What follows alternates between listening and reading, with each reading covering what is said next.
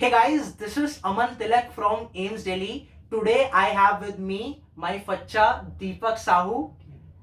First year अभी MBBS AIIMS Delhi से कर रहा है. 715 number, rank 5 all India 2021 NEET में इसने सिक्योर की थी. आज के इस वीडियो में हम लोग नीट 2022 का आपको पैटर्न, जो नया पैटर्न आ गया है नीट का 2021 से इंट्रोड्यूस हुआ है, उस पैटर्न पे आपको कैसे प्रैक्टिस करनी है एग्जैक्टली अपने सारे मॉक टेस्ट में जो अभी आने वाले हैं. क्या आपका टाइम डिवीजन रहेगा हर एक सेक्शन को, किस सीक्वेंस में आपने अटेम्प्ट करना है ना. इससे अच्छा दीपक से अच्छा आपको शायद ही कोई बता पाए, बिकॉज इसने खुद इस पैटर्न पे अटेम्प्ट करके 715 नंबर, जो कि आपका और एक आपका ड्रीम कॉलेज अचीव करा है ना. So Deepak please without wasting any time start करते हैं इसको, है ना. Okay, so basically since before your exam आप मॉक टेस्ट ट्राई करते हैं और ये 1-2 मंथ काफ़ी ज़्यादा इंपॉर्टेंट रोल प्ले करते हैं क्योंकि आपके फाइनल रिजल्ट पे हैं. सो मैं जो बातें बताऊंगा आपको उसका ध्यान रखना है इस ड्यूरेशन में. बेसिकली हम बेसिकली मॉक टेस्ट पे बात करने वाले हैं कि क्या सही तरीका होना चाहिए सो दैट कि आप एग्जाम डे में सेम चीज़ परफॉर्म कर पाएँ. But before starting I just would like to say, मैं इस चीज़ को एम्फोसाइज भी करूँगा कि आप जितनी मॉक टेस्ट दे रहे हैं आप उन्हें ऐसे दें it is like your NEET basically. And जो आपका नीट होगा, जो आपका रियल एग्जाम होगा, उसको आप ऐसे दें कि it is just like your another mock test. ये बेसिकली मैंने सर से ही सीखा है, और क्योंकि सर की वीडियोस में मतलब देखता था तो उसमें सर ने एक बार ऐसी लाइन बोली थी which was very striking actually, कि your every mock test is your NEET exam and your NEET exam is just another mock test. So this should be, you should wear in your mind. क्या NEET के exam में या बात याद आ रही थी? हाँ, मतलब 1-2 दिन पहले तो था कि मन को मतलब एंजाइटी ना हो इस चीज के लिए हम खुद को बोलने लगते हैं कि भाई कुछ नहीं, सिर्फ एक मॉक टेस्ट ही है एक दूसरा. हाँ, तो वो एक मतलब एक इफेक्टिव वर्ड्स थे, और कई बार कुछ चीजें स्ट्राइक कर जाती है, मतलब काफी ग्रेट रोल प्ले करती है. हो सकता है वो वर्ड किसी और के लिए उतना इंपॉर्टेंट रहा ना रहा हो, बट मेरे लिए ये वेरी इंपॉर्टेंट है और सबके लिए होना भी चाहिए, है ना.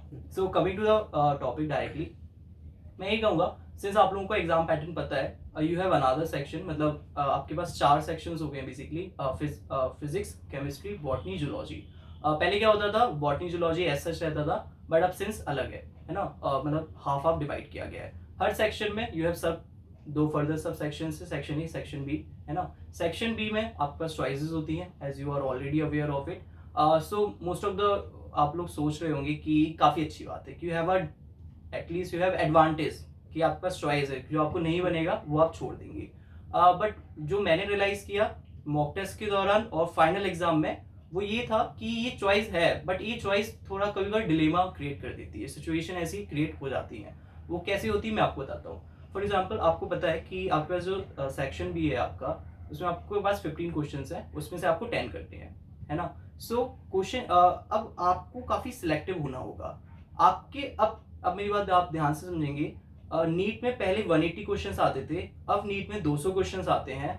आपको करने 180 है, लेकिन आपको गो थ्रू तो 200 से ही करना है ना, और टाइम तो 3 आवर्स ही है.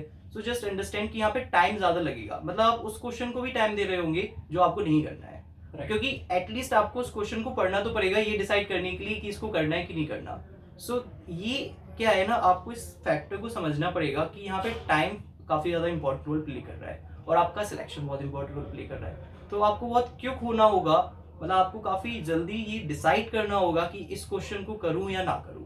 क्योंकि मॉक टेस्ट में जो मैंने प्रॉब्लम फेस की है वो ये है कि कभी कभार हम क्या हो जाते हैं, काफ़ी ज़्यादा ऐसी सिचुएशन हो जाती है कि हम डिसाइड ही नहीं कर पाते इसको करें कि नहीं करें, छोड़ना है कि नहीं करना.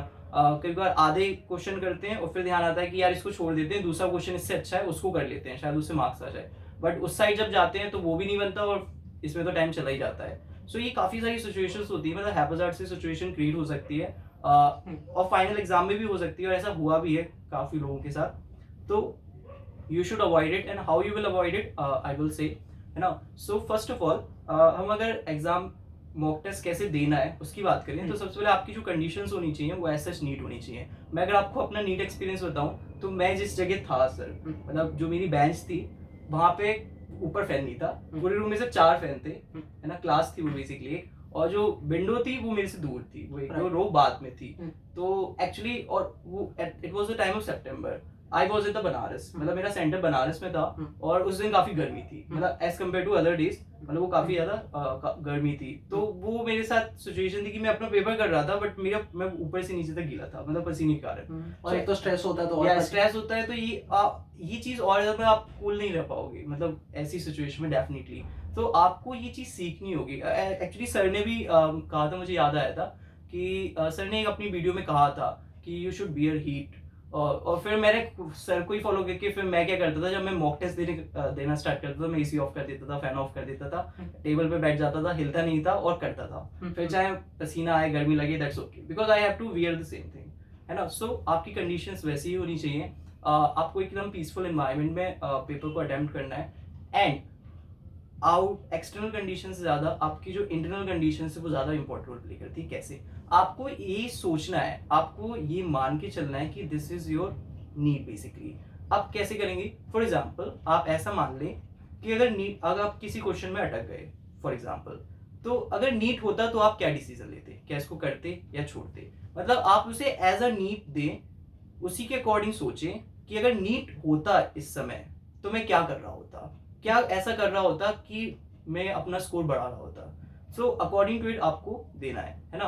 अगर हम सब्जेक्ट वाइज आ जाएं कि एक्चुअल कैसा होना चाहिए, सो एज यूजुअल जो मोस्ट ऑफ द स्टूडेंट्स का होता भी है, मेरा भी वही था, और मुझे एक साइड से सही भी लगता है। वो क्यों सही है, I will give the reason कि सबसे पहले मैं बायो करता था, फिर केमिस्ट्री करता था, फिर फिजिक्स करता था। और ऐसा इसलिए भी है क्योंकि बायो जो है ना वो 50% ऑक्यूपाई करता है। तो अगर आप बायो से गो थ्रू कर लेते हैं, इसका मतलब आपने 50% गो थ्रू कर लिया है। हो सकता है किसी को फिजिक्स बहुत पसंद हो तो वो उसको करता हो, दैट इज ऑल्सो ओके, वो अपनी जगह सही है, यानी कोई गलत नहीं है। अगर आपको केमिस्ट्री पहले पसंद है तो आप यू कैन डू इट, गलत सही इसमें कुछ नहीं है। But what I prefer and वो आप बता रहे हो, है ना। हाँ, वो ये है ना। अब करना कैसे एक्चुअली?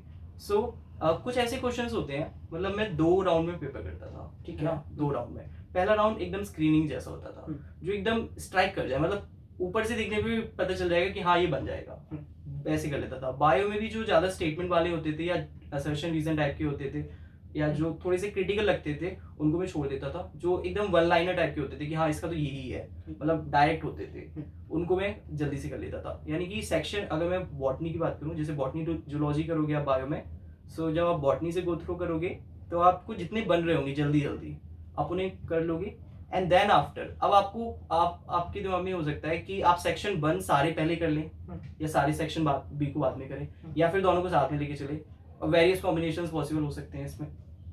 तो जो मैं करता था वो ये है कि बायो में जैसे बॉटनी है तो मैंने उसका सेक्शन 1 किया, सेक्शन 2 में मैंने क्या किया, मैंने उसको ऊपर से देखा, मुझे जो क्वेश्चन लगा, जैसे हमें 15 क्वेश्चंस हैं, कुछ ऐसे क्वेश्चंस होंगे आप जब रीड करेंगे, पेपर देखेंगे तो आपको खुद रियलाइज हो जाएगा कि नहीं इसका आंसर तो यही है। बहुत ज्यादा मतलब मैचिंग क्वेश्चन आपने पहले भी लगाए होंगे, तो आप उन्हें ऑन द स्पॉट कर दें, है ना। मतलब ऐसा नहीं कि सेक्शन बी को छोड़ दें, उसमें भी आप 15 क्वेश्चन है, आपको 10 करने हैं, तो क्या पता आप 3-4 कर लें, तो 3-4 आप करके चले जाएं, वो बहुत जल्दी हो जाएगा, क्योंकि आपको सिर्फ स्क्रीनिंग करके आगे निकलना है।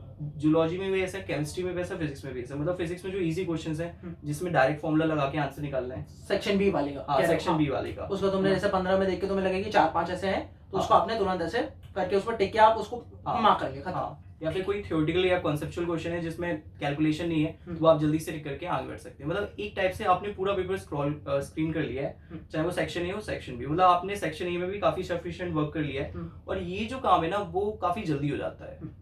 अब वो आप पे डिपेंड करता है बेसिकली। तो देखिए कि समझ में आ जाता है कि एक क्वेश्चन है, पैराग्राफ है, उसमें पूछ रहा है 4 स्टेटमेंट दिए, फिर पूछ रहा है option A is correct, B is not correct, B correct, ये बोथ करेक्ट, और वो टाइम लगता है, वो छोड़ ही देना। मतलब आप देख के आप करोगे ना प्रैक्टिस, वन लाइनर है, कॉटिलेडन और मोनोकोट इज आल्सो कॉल्ड, मतलब बहुत सिंपल जो डायरेक्ट चीजें होती है, और ऐसी बहुत सारी नीट में होती है एक्चुअली, ऑफ कोर्स। तो आप मोस्ट ऑफ द पेपर आप ऐसे कर लोगे। अब जब आप सेकंड राउंड में जाओगे, हालांकि चीजों को थर्ड राउंड तक लेके जा सकते हैं, जैसा कई बार हो जाता है, जब आप सेकंड राउंड में जाओगे फिर आप एक प्रॉपर टाइम दोगे।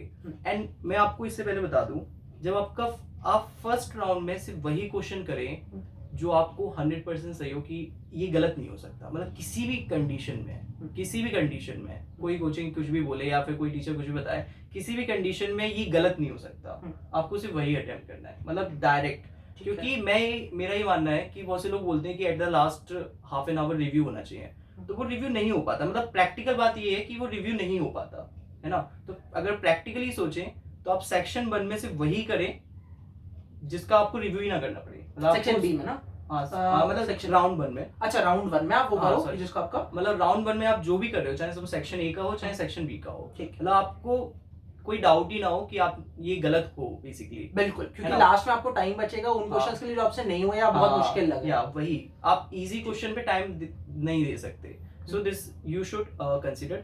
एंड राउंड 1 के बाद आप फिलिंग कर ले पूरे पेपर की बहुत जल्दी। और फिलिंग में मैं बताऊं कि फिलिंग में हालांकि बहुत सारे तरीके हो सकते हैं, but what I used to did वो ये था कि मैं क्या करता था, जैसे फॉर एग्जांपल केमिस्ट्री है गोला है मान तो के चलो, मैं एक डॉट रखता था, मैं मतलब स्लैंट लगाता था, हाँ। ये इसमें ऐसे करके स्लैंट लगा देता अच्छा, था, फिर मैं एक डॉट रखता था, मतलब हाँ। डॉट रख देता था, मतलब पहले वहां से देखा कि हाँ 23 का बी है, इसका ये है, मैं एक एक करके मतलब डॉट, वो जल्दी हो जाता है डॉट। और फिर डॉट्स जब सारे हो जाते हैं फिर आपको बस OMR लेना है और डॉट पे ही फिल करना है ना, तो कोई कंफ्यूजन नहीं, वो जल्दी हो जाता है बेसिकली, है ना।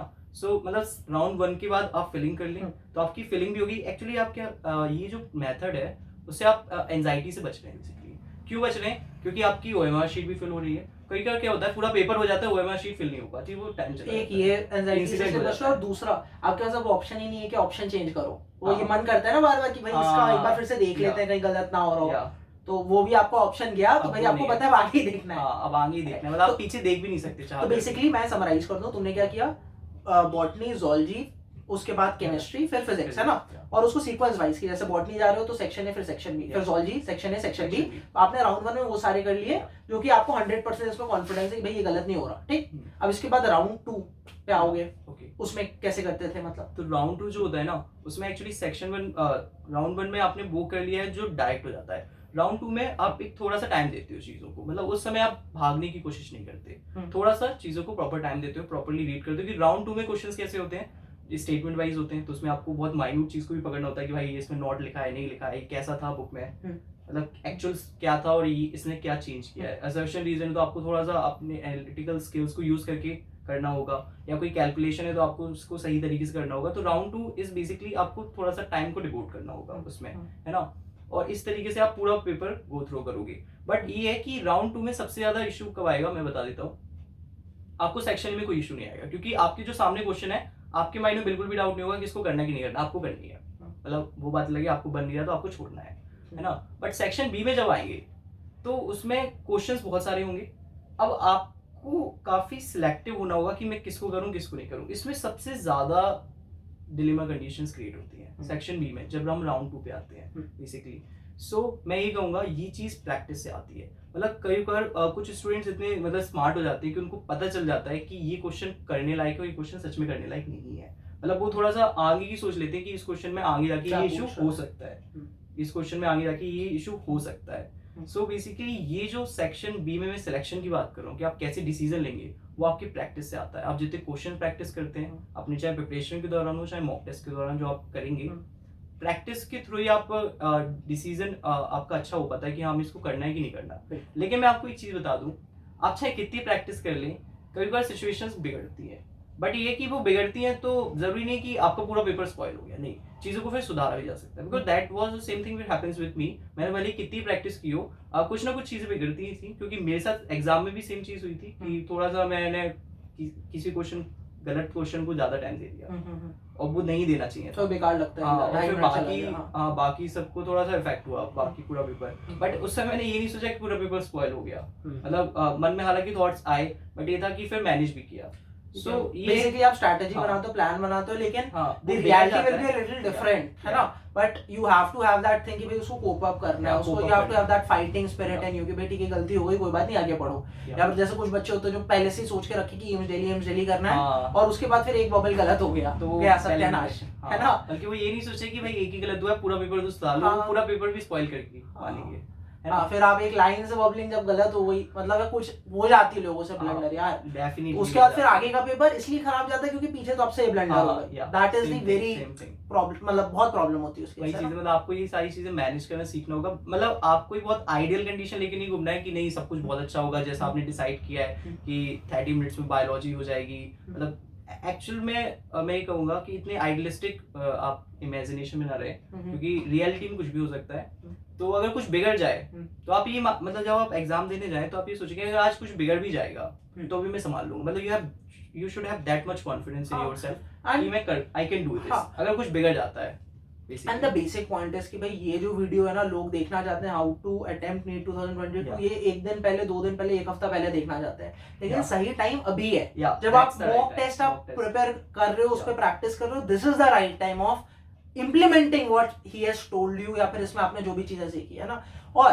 दी टेक होम मैसेज इज कि भाई आप मॉक टेस्ट अटेम्प्ट करो अपने एक एनवायरनमेंट में 3 घंटा देकर रूम में बंद करके चाहे पंखा भी बंद कर लो क्योंकि चिपचिप वाला एनवायरनमेंट होगा जुलाई में हो सकता है आपके यहाँ है ना Definitely. तो ये चीज आप करो और मैं अपने एंड से क्या आपकी हेल्प कर सकता हूँ 5 mock test free of cost आपको मेरे टेलीग्राम पे मिल जाएंगे नीट के सेक्शन ए सेक्शन बी जो नया पैटर्न है उसके अकॉर्डिंगली उसमें डिटेल आंसर की और सोल्यूशन के साथ फ्री ऑफ कॉस्ट डिस्क्रिप्शन में लिंक दिया आप आराम से उसे चेकआउट कर सकते हो है ना आई बिलीव इसमें काफी डिटेल में दीपक ने जो है कवर किया है कि कैसे आपको नीट का पेपर अटेम्प्ट करना है एंड रिमेंबर दिस इस वीडियो में मुझे भी पता है बहुत लोग नहीं देखने वाले वो ये एक्सपेक्ट करते हैं एक हफ्ता पहले ये वीडियो देखे तो अगर आप ये वीडियो अभी तक यहाँ तक देख पाए हो तो consider yourself lucky but only consider yourself lucky if you are gonna implement है ना Implementation is very important. Right Without implementation हमारे बोलने का या फिर हाँ. बात करने का कोई फायदा नहीं है basically. बिल्कुल बिल्कुल दैट इज वेरी इंपॉर्टेंट है ना so wish you all the very best